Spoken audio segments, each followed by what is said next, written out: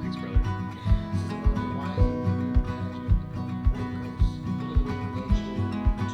IPCAs is a generic terminology for a whole myriad of Indigenous-led, protected and conserved areas across Canada.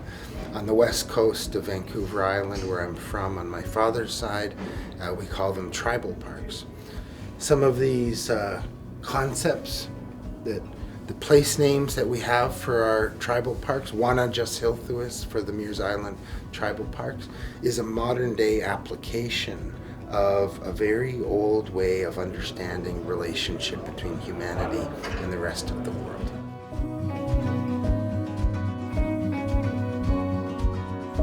The founding constitutional agreements of this country, the peace and friendship treaties, were the earliest multilateral environmental agreements because they weren't just about peace and friendship between Europeans and Indigenous nations.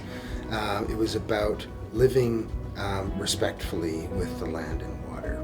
And so I think that parks and protected areas are a really good opportunity to meaningfully forward the conversation around reconciliation. At the end of the day, most people want the same things. We just have some different ideas about how to get there.